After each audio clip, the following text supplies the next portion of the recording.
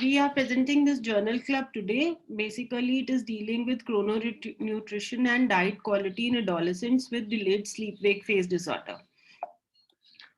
This was published in 2020 January issue of Nutrition.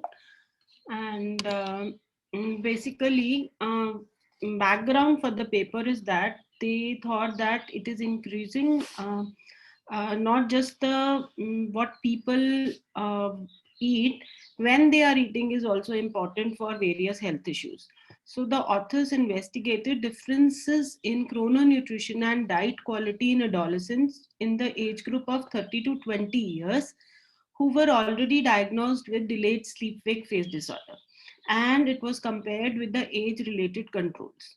Now, by definition, chrononutrition basically sees the relationship between dietary intake and the circadian clock of an individual.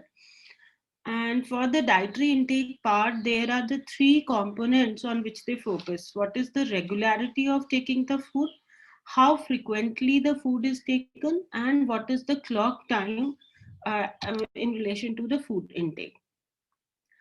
Since the timing of food is hypothesized to be a gatekeeper for to reset the circadian clock, so these authors actually hypothesized the study in this way. Just a background for what is a delayed sleep-wake phase disorder, which is characterized by delay in timing of sleep and is often manifested as complaints of long sleep onset, latency, and problems with awakening in the morning. The prevalence of DSPD is thought to range between 7% to 16% in adolescents. The problems associated with DSPD are lower school grades, smoking, alcohol use, increased anxiety, depression scores, etc. Now, for the diagnosis of DSPD, it is seen that there is a delayed endogenous 24-hour melatonin rhythm. And currently, the treatments for DSPD consist of resetting the circadian clock by strengthening the time cues, improving sleep hygiene practices, experiencing more daylight in the morning, and avoidance of light in the evening hours. Cognitive behavior therapy, well timed and well dosed melatonin is the second line treatment, and light therapy has also been used to shift the body's circadian rhythm, thereby to improve the daytime sleepiness, fatigue, cognitive performance among individuals with DSP. Now, what was the hypothesis of this study? They thought that since food is a gatekeeper, DSPD patients may also be eating less regularly, may also be skipping more breakfast, or maybe eating later at night. Additionally, they hypothesized that these DSPD patients are eating less healthy as compared to the controls. The uniqueness of the study was this is the authors are claiming that this is one of the kind of a study where they have actually recorded both the time as well as the sleep quality of their patients. Now, material and methods in this study is called as the SUSPEND study, sleep, nutrition, eating, and delayed sleep phase disorder in adolescents. The type of study was an observational study and conducted at Hospital Geldressy at Netherlands and the target study groups were the adolescents who were visiting this hospital for any sleep disorder. And from the hospital records, they had come to know that, okay, these are the DSPD patients. And the data was collected for 2 years, 2017 to 2019. And the exclusion criteria were any other sleep disorders, or the patient was already on melatonin treatment, or any missing data. All the ethical approvals were taken. And for the diagnosis of DSPD patient, journal information was taken from hospital records. And before these patients again visited the hospital, they completed an online questionnaire about their sleeping habits and the sleep quality. Though the authors have not mentioned what type of questionnaires they have used. Moreover, adolescents performed a self-test at the home for DLMO. By with the sample collection was the salivary sample collection. Melatonin levels were measured in the evening for 5 consecutive hours, and the lowest DLMO threshold for saliva was defined as 4 picogram per ml, and this melatonin concentration remains elevated at the night. Now, actometer was used to confirm the time of sleep onset. They do not have any data for the controls for the DLMO. Now, data for when the data was collected, they have the data in relation to age, sex, body weight, smoking, and various such activities. For the diet and the nutrition, they have collected data with the help of a questionnaire, which is a 23-item questionnaire for the meal regularity, meal frequency, and the clock time of the meal. How did they define meal regularity? Foods being consumed in varying amounts throughout the day and at the different times from one day to the next day. Diet quality was recorded using two different questionnaires. One was Dutch Healthy Diet Index, which is a validated questionnaire for this population. But this questionnaire was for till the age of 60 years for all the adults. Now, ECI score, which is called as the Eating Choice Index, measured the healthiness of the diet, that they recorded the consumption of breakfast, how consumption of 2 portions of fruits per day. They also recorded the time of bread consumed and time of milk consumed. This is a validated questionnaire for the UK population, these eating choice index. Now, what did they observe? There were total 46 DSPD patients and they had 43 controls, but the population of females was much higher, up to 63% in the study group. Now, in the DSPD group. Now, DSPD patients had, it was also observed that these DSPD patients had higher BMI. They had a lower education level compared with the control group, and even the observation was that these people had other disorders like ADHD or ADD, autism, or even the combination of two disorders. So they had ruled out other sleep disorders from the study population. Now, for the DHD index, Dutch Healthiness Diet Index, this is a validated index adherence to the Dutch dietary guidelines of 2006. Now, this index actually measures different components of food, mainly the physical activity, vegetables, fruit, saturated fatty acid, trans fatty acid intake, and all that. But there was no difference observed for even the DHD index as well as the ESI score in the control group as compared to the DSPD patients. Now, for the diet quality or the chrononutrition, there were some significant observations that these people, DSPD patients, were consuming their dinner regularly as compared to the controls. They were consuming more of snacks in the DSPD patients were consuming less of snacks in the morning as compared to the control group. And diet quality and physical activity was those slightly lower in DSPD patients, but this observation was not statistically significant. And no differences were found in both the groups as far as the clock times for consumption of breakfast, lunch, or dinner is concerned. These findings, the authors say that this is partially in accordance with their hypothesis. They showed that there is a difference in chrononutrition between the adolescents with and without DSPD. The lower overall quality of diet, though it was not statistically significant, they suggested that these patients seem to eat as healthy as controls. And dinner consumption was significantly more regular, and they could not find any explanation why this was the DSPD patient shows more regularity for dinner consumption. The significant findings for us was that the breakfast, which was the first food of the day, was consumed significantly later by the DSPD patients.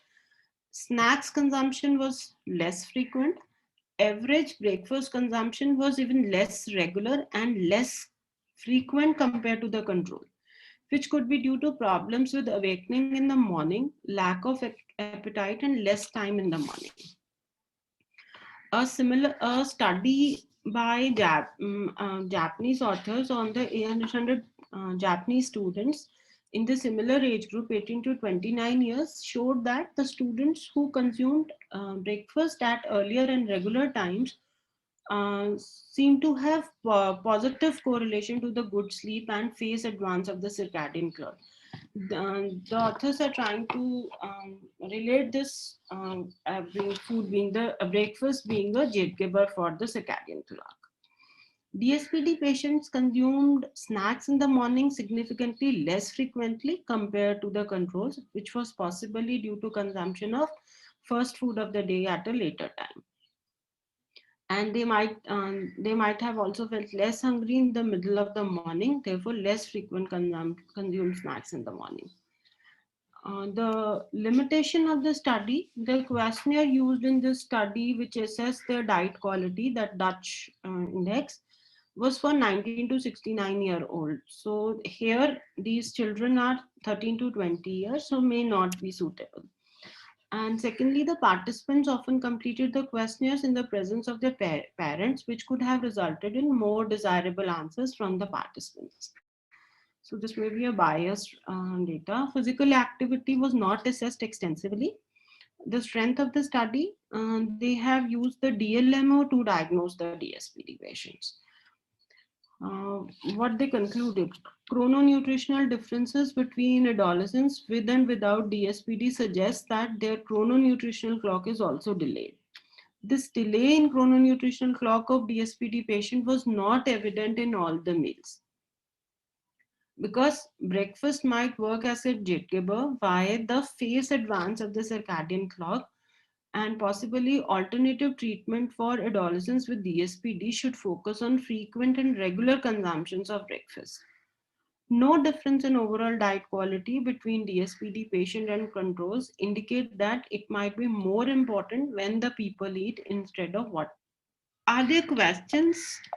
Because this is the conclusion of the study, that they found that breakfast works as a gatekeeper.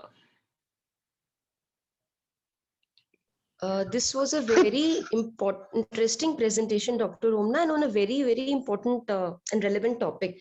I do have a few questions. First of all, what was the sample size? Actually, that part I missed. What was the sample size they took in the present study?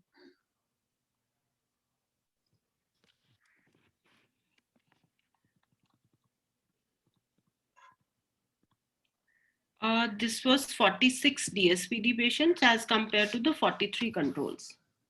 Okay, so I think one limitation could be that DSPD being such a widespread disorder, actually it is statistically a relevant number being 46 and 43, but they should have taken a larger size.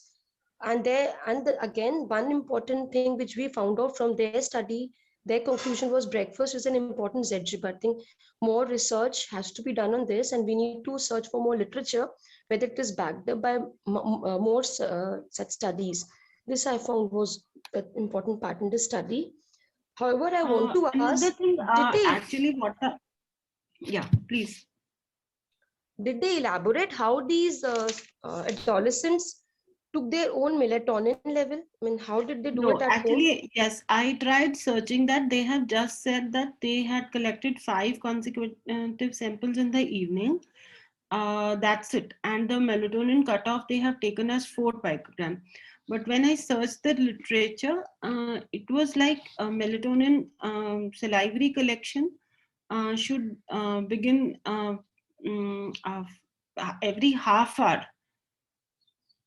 I mean, they should in the evening. I have also tried to actually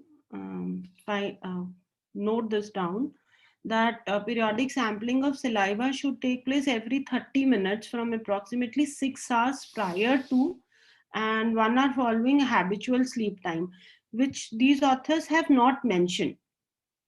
They've just said they have taken 5 samples, salivary samples in the evening.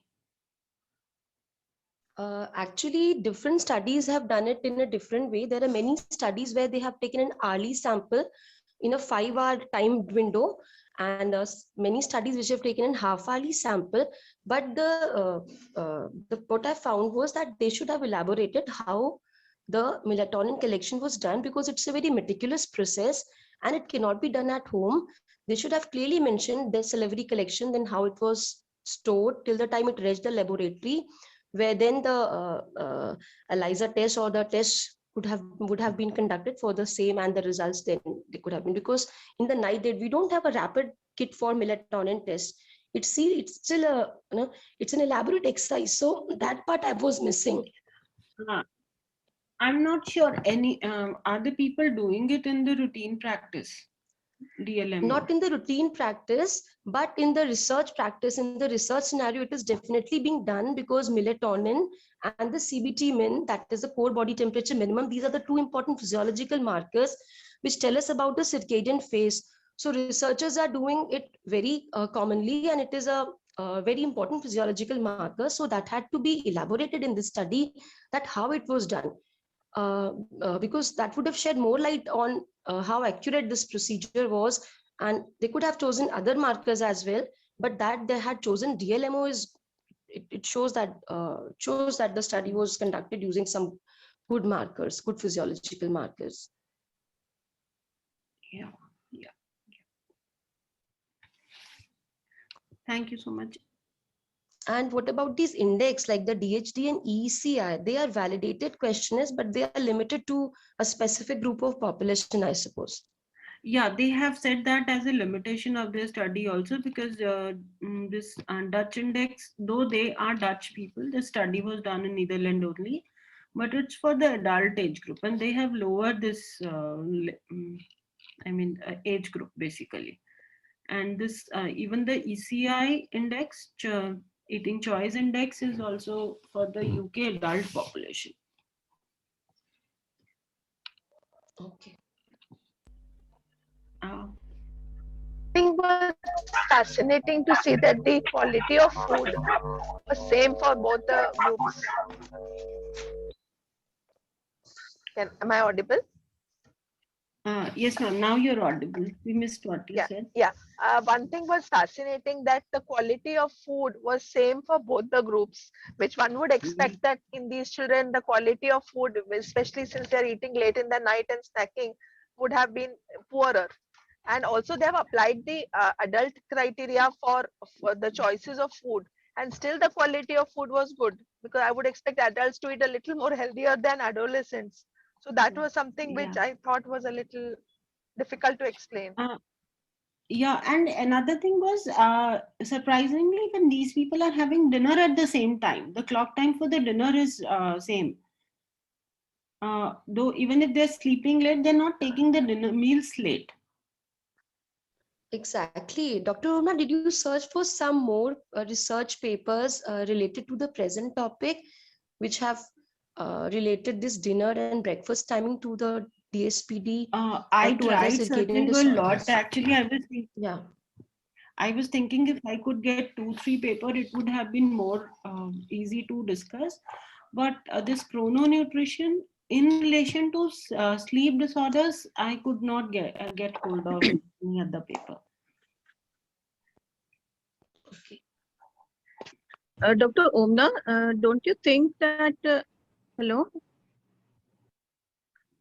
Hello, yeah, yes, Dr. Jyotsna, you're audible. Yeah. Don't you think that this delay in the breakfast or missing the morning snacks, that is the effect of delayed phase rather than this causing a phase delay? Like, it's not basically the ZG, that is causing phase delay. It's the effect, because if they're sleeping late, they're not able to get up in the morning and follow the normal routine. No, but their meal time, yeah, maybe actually, yes. I mean, that is also right. Yes, because children, when they get up late, they tend to miss their breakfast, run to school. So, but then lunch and dinner, so that could follow in place. Okay. No, I have to speak out here that it isn't that they wake up late, according to the ICSD criteria in delayed sleep phase syndrome, they sleep late, they will wake up late if they are given the opportunity to sleep till late time. But these students, these kids, they are usually going to schools and colleges, so they must be waking according to the societal norms and according to the their present schools and college timings. So they have a lot of sleep debt, and they tend to make up for it in the weekends, on Saturdays and Sundays. But on the working days, they wake up like normal people do, and that is why and in the daytime they have a lot of somnolence, lot of sleepiness, and they have their functioning abilities are also impaired because of this delayed sleep wake disorder. But time wise, they also have to wake up on the right time, societally correct time, because of their work pressure and other things. They don't wake up late every day. They are doing now, they're in schools and colleges, they have to wake up on time. Actually, what happens is you can, if you are late, if you get up late, you will catch the bus, but you will miss the breakfast. Bus will be the priority, but breakfast, that's what means I experience.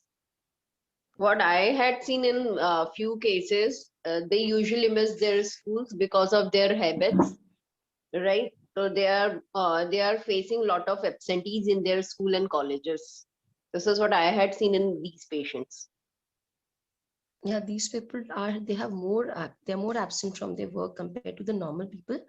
That is only And because of also the when lot of they sleep debt. miss their breakfast, their lunch and dinner is again not very nice. This is also I had observed.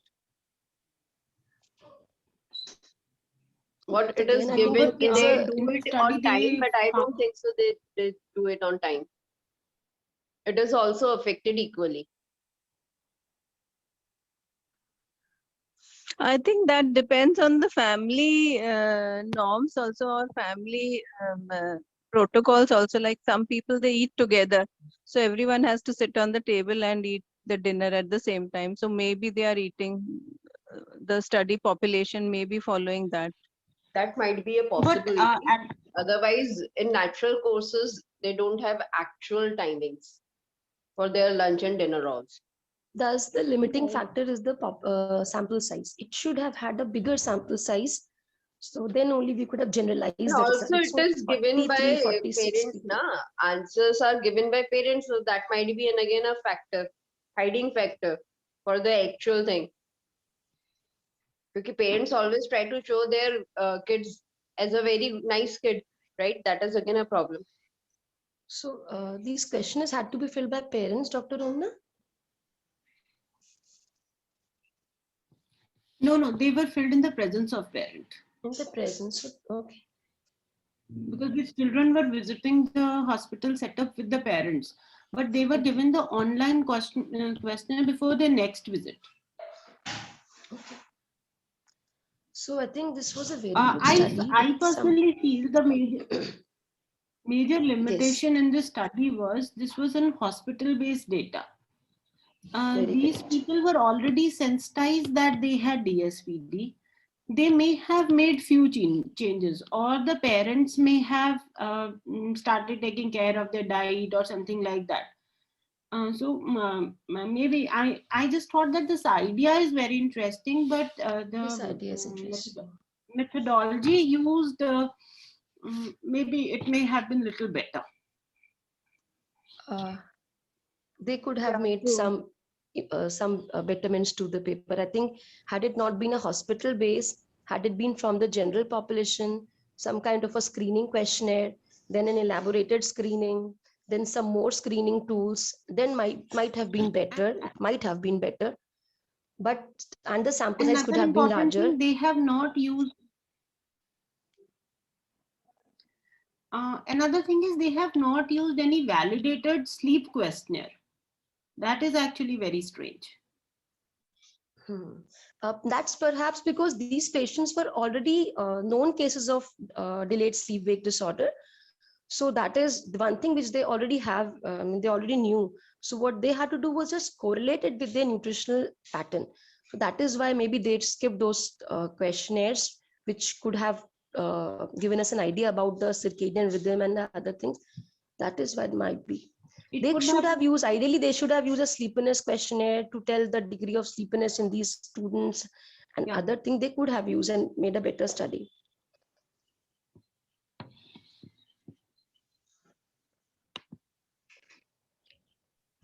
I also think that these kind of studies are very ethnicity or location specific, because habits of eating and sleeping and monitoring of Very true. parents change with places. Like these children were eating dinner with their parents. I don't know whether it may hold true in our country, whether it's an urban setting versus a rural setting. I think there's a lot of differences in all these things for such things. Very true. It will vary from one geographical area to another. And I think if there is no such study in India, a study could be planned because it was only questionnaire-based study.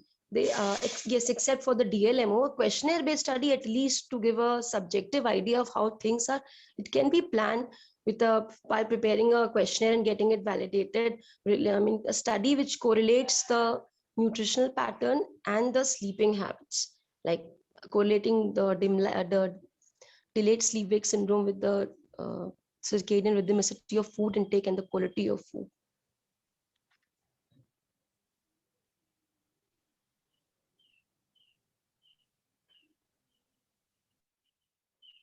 Good idea. Thank you, Dr. Shweta.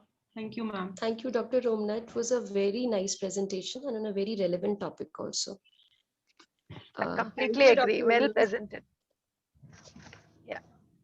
And in the journal club, maybe next time we'll try to discuss the statistical part as well, because that is also something which can and sometimes get better. There are tests which they are using and we can use something better and get some more results. So that part also I think we can discuss when we have our next journal club on whatever topic we have. Sure, we can.